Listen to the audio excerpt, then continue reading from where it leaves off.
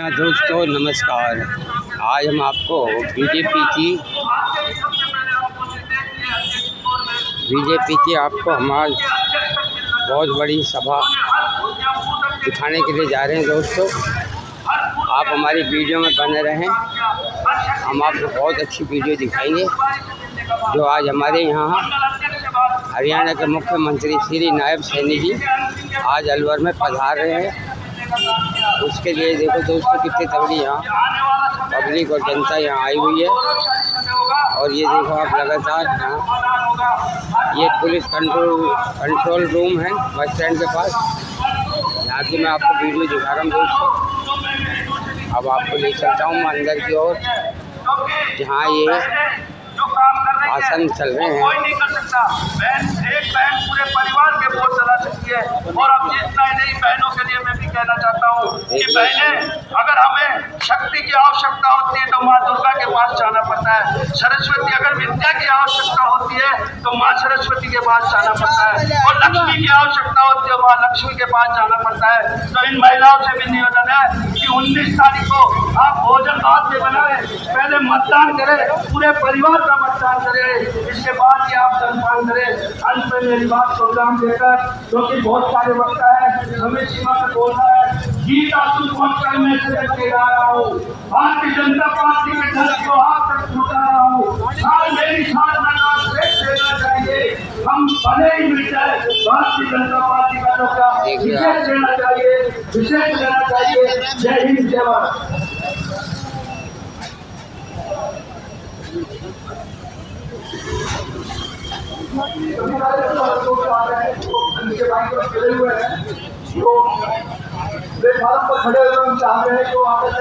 ये आप देख रहे हैं हमारे ये नगर परिषद के चेयरमैन है श्री घनश्याम जी पूजन, और हमारे बाबूजी हैं हमारे सामने खड़े हैं। आप देख रहे हैं बहुत शानदार आज हमारी बीजेपी की विशाल सभा होने के लिए जा रही है, जो कि अभ्य समाज अलवर के अंदर यहाँ होने जा रही है। अपने आप को एक कद रखता है। भारत जो आज जो 370 धारा जो ठीक थी, वो आप भूपेंद्र जी यादव के द्वारा की गई ड्राफ्टिंग थी। इसलिए मेरी आप सबसे प्रार्थना है, हाथ जोड़ के मैं निवेदन करता हूं कि आप अपने परिवार के प्रत्येक सदस्य के एक वोट की आहुति दे करके दिल्ली में भाजपा की सरकार बनाने में सहयोग करें। बहुत बहुत धन्यवाद, नमस्कार।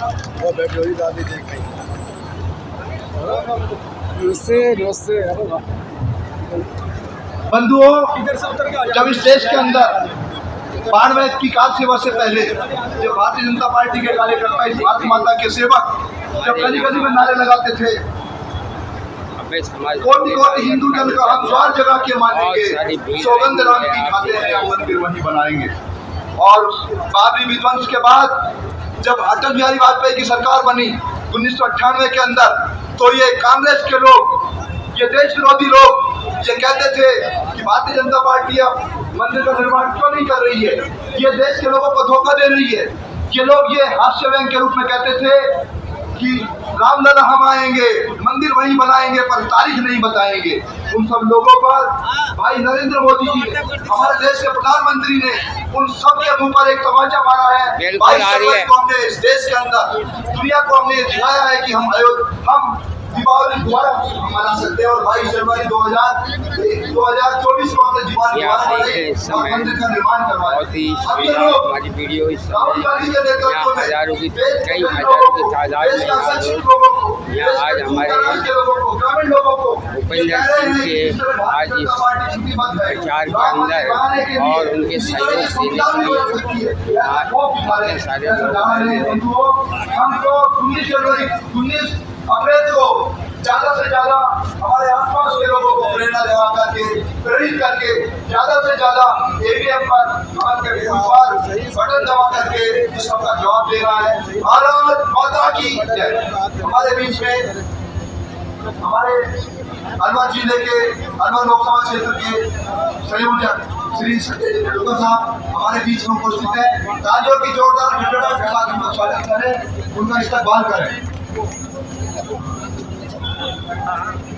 हाँ बंधुओं, जब से कांग्रेस पार्टी सनातन विरोधी हुई है तब से हिंदू समाज के लोग अपने आप को उपेक्षित महसूस कर रहे हैं, घुटन महसूस कर रहे हैं और वो जोरदार स्वागत। बंधुओं, हमारे जो मुख्य अतिथि हैं हरियाणा सरकार के मुख्यमंत्री नायब सिंह जी हमारे बीच में शीघ्र पधारने वाले हैं। वो भागलपुर तक पधार चुके हैं, इसलिए सभी लोगों से आग्रह है कि व्यवस्था में सहयोग प्रदान करें और जो खड़े हुए लोग हैं, जो प्लेटफार्म पर खड़े हुए हैं भाई साहब, उनसे आग्रह है कि वो आकर के अपना स्थान ग्रहण करें। अब अगले वक्ता के रूप में मैं भाई जले सिंह जी को आमंत्रित कर रहा हूँ। भाई जले सिंह जी आए और हमारा मार्गदर्शन करें।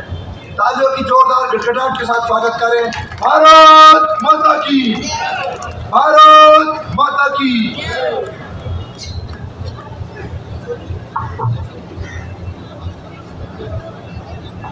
भारत माता की। भाई बिल्कुल मजा नहीं आया।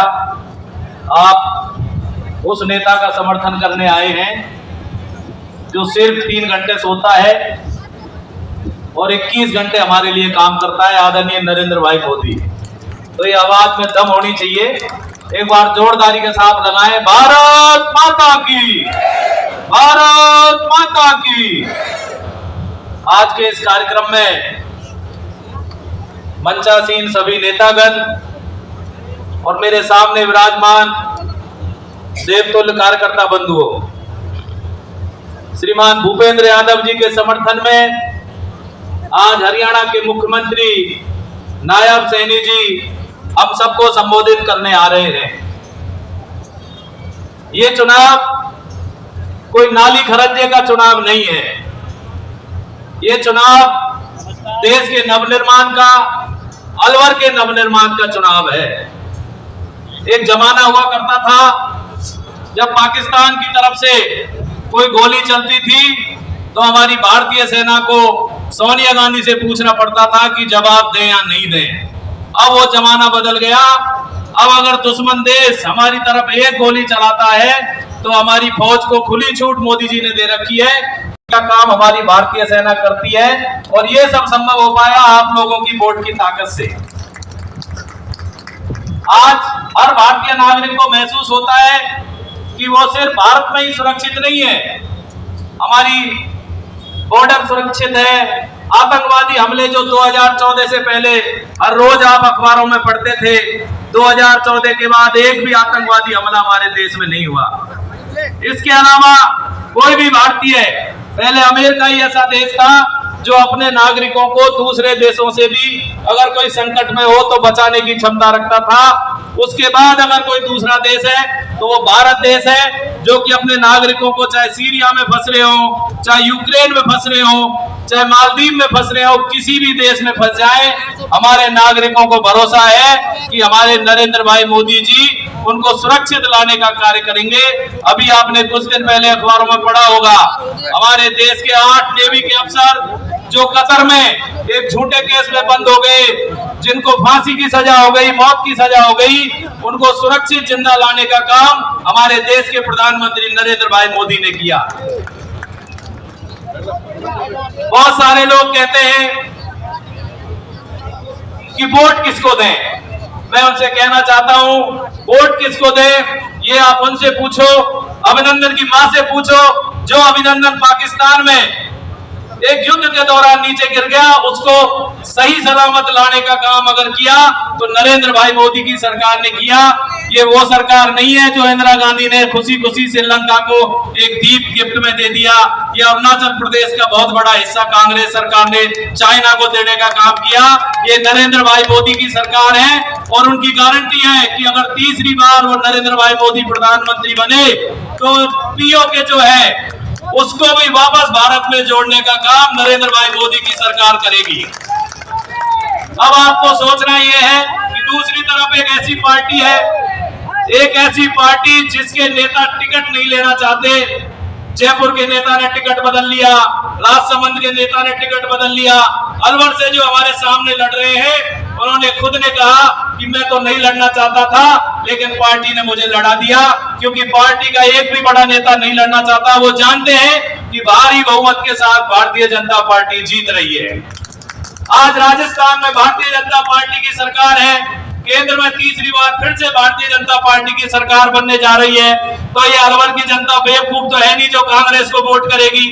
उनको पता है हमारे बीच जो भारतीय जनता पार्टी के प्रत्याशी हैं वो पहले से ही सांसद है, मंत्री है केंद्र में, जो ऑलरेडी मंत्री हो और उसको अगर हमने भारी बहुमत से जिताने का काम किया तो और बड़ा मंत्रालय उनको मोदी जी देंगे। आप सोचो अलवर जिले का कितना विकास होगा। कांग्रेस को वोट देकर हमको धरना प्रदर्शन और विरोध करने वाला सांसद नहीं चुनना, हमको चुनना है भारतीय जनता पार्टी को वोट देकर विकास कराने वाला सांसद, विकास कराने वाला मंत्री। और ये जो कांग्रेस के साथ साथ सारे चोटों ने जो एक गठबंधन बनाया है जिसका नाम रखा है इंडी गठबंधन, मैं इनके बारे में 2 लाइन कहना चाहता हूँ कि भ्रष्टाचारियों के किले ढह गए ईमानदारी की तोप से और सांप नेवले एक हो गए मोदी तेरे खौफ से। तो ये जो गठबंधन है ये जेल में नहीं जाए, इनको पता है कि सबका नंबर आएगा, सबने भ्रष्टाचार किया है, सबको जेल में जाना पड़ेगा। इसलिए इनका एक ही मकसद है कि मोदी जी को रोका न जाए और सारी देशद्रोही जो ताकतें हैं वो सब रुकी हुई है कि मोदी जी रुकें। लेकिन ये आप लोगों की ताकत है, हमारे प्रत्येक नागरिक की ताकत है जो मोदी जी रुक नहीं पाएंगे। मोदी जी दोबारा 400 पार के साथ तीसरी बार प्रधानमंत्री जा रहे हैं और हमारे आदरणीय भूपेंद्र जी भारी बहुमत से अलवर जीतने जा रहे हैं। आप सभी आने वाली 19 तारीख को बैलेट नंबर 2 में कमल का फूल का बटन दबाएं और मोदी जी को प्रधानमंत्री बनाएं। ये पहला ऐसा चुनाव है जिसमें अलवर का प्रत्येक मतदाता सांसद के साथ साथ सीधा प्रधानमंत्री का चुनाव करने जा रहा है। ये वोट आप डालें तो ये सोच के डालें कि हमारा वोट नरेंद्र मोदी जी को प्रधानमंत्री बनाएगा। बहुत बहुत धन्यवाद। जय हिंद, जय भारत। धन्यवाद जयललिता सिंह जी। हमारे बीच में भारतीय जनता पार्टी के पूर्व जिलाध्यक्ष आदरणीय फतेह सिंह जी यादव, मैं उनको आमंत्रित करूं कि वो भी अपने विचार रखें। ये मंच पांडव के भाई और जो बंधु खड़े हैं वो उनसे निवेदन है कि वो पीछे की कुर्सियों पे अपना स्थान ग्रहण करें। माननीय फतेह सिंह जी यादव।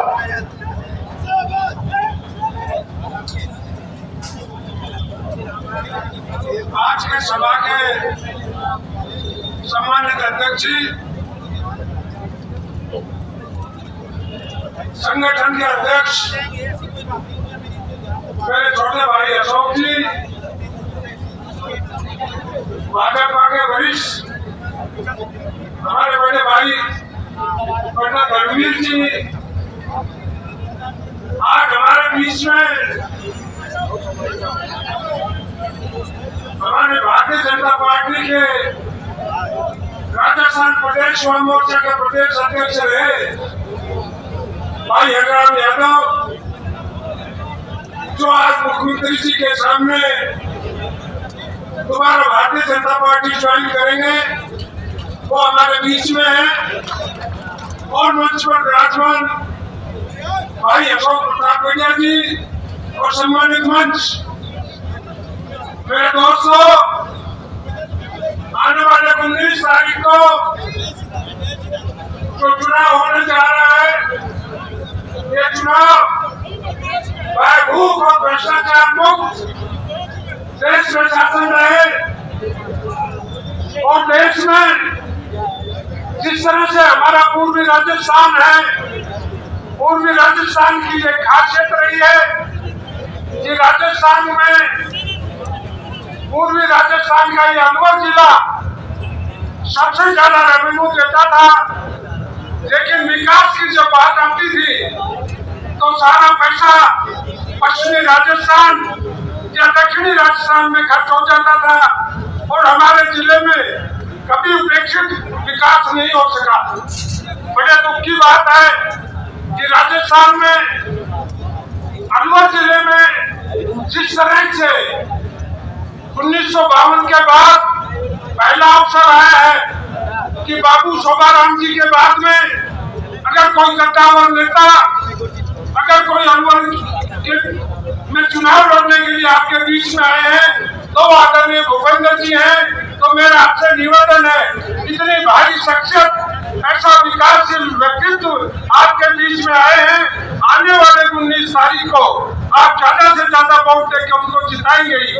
दूसरी बात, अलवर जिले में जो सबसे बड़ी अहम समस्या है वो समस्या है पानी की। पूरा अलवर जिला और पूरा पूर्वी राजस्थान का 13 जिला जिस तरह पानी का अभाव में जी रहे हैं, जिस तरह से ये पूरा एरिया डार्क जोन बनता जा रहा है। फसल पार्टी की सरकार आने के बाद आपने देखा होगा किस गति से ईस्टर्न कैनाल का जो समझौता मध्य प्रदेश और राजस्थान का हुआ और उस समझौता का जो ड्राफ्ट तैयार हुआ वो भी आदरणीय भूपेंद्र जी ने तैयार किया था।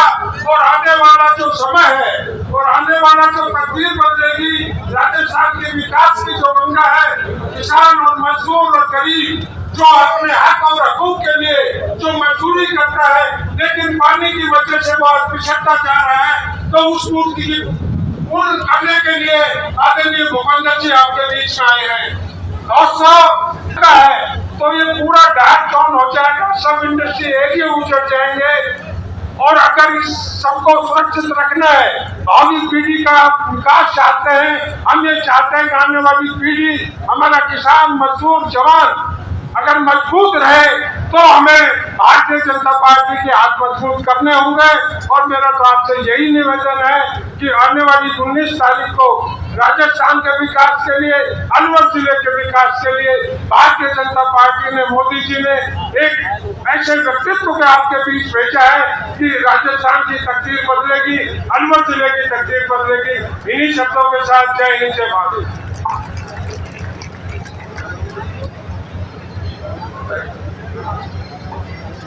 बंधुओं, अभी हमारे पूर्व जिला अध्यक्ष फजल सिंह यादव साहब ने बताया, बंधुओं हजारों साल पहले एक भागीरथ इस देश के अंदर गंगा को लेकर के आए थे, लेकिन आज नरेंद्र मोदी सरकार के कारण 3 भागीरथ, एक हरियाणा सरकार के मुख्यमंत्री, एक मध्य प्रदेश के मुख्यमंत्री मोहन राम यादव और राजस्थान के भजन लाल जी शर्मा, 3 लोग जो हमारे लिए ब्रह्मा विष्णु महेश बनकर के इस देश के अंदर राज कर रहे हैं, सरकार चला रहे हैं।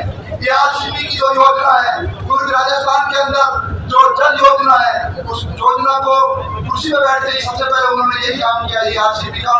और राजस्थान के अंदर एक बार फिर जो पूर्वी राजस्थान है वहाँ पर भागीरथ के रूप में ये लोग काम करेंगे और पानी की व्यवस्था सुचारू रूप से संचालित होगी।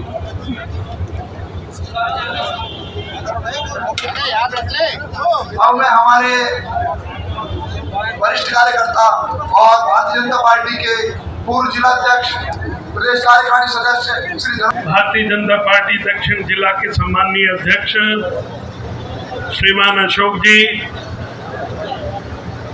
भारतीय जनता पार्टी के अलवर जिला के संगठन प्रभारी आदरणीय रोशन जी, सैनी समाज के माननीय अध्यक्ष पूर्णमल जी, हरियाणा से पधारे हुए पूर्व मंत्री जी, और इस पंडाल में हमारे बीच में आ चुके अलवर के यशस्वी विधायक और राजस्थान सरकार में माननीय मंत्री श्रीमान संजय साले, मेरे बड़े भाई आदरणीय हरिराम जी, छोटे भाई फतेह सिंह जी, पूर्व जिलाध्यक्ष हमारे साथी श्रीमान अशोक जी, मेरे सामने बैठे हुए और मंच पर बैठे हुए भाइयों और बहनों, लगभग 800-900 साल की मुगलों की गुलामी और 200 साल से ज्यादा की अंग्रेजों की गुलामी के बाद जैसे कोई गुठली चूस कर फेंक देता है, ऐसे इस लुटे पिटे बेहाल भारत को किसी षड्यंत्र के तहत कुछ लोगों के हाथों में जो कांग्रेस कहते थे उनको सौंप दिया। कांग्रेस की स्थापना एक अंग्रेज ने इसलिए की थी कि अंग्रेजों की मदद हो सके, अंग्रेजों को दिक्कत ना हो सके। हम सारे गुलामी के चिन्हों को मिटाना चाहते हैं हमारे यशस्वी प्रधानमंत्री श्रीमान नरेंद्र भाई मोदी कहते हैं गुलामी के चिन्ह मिटाओ।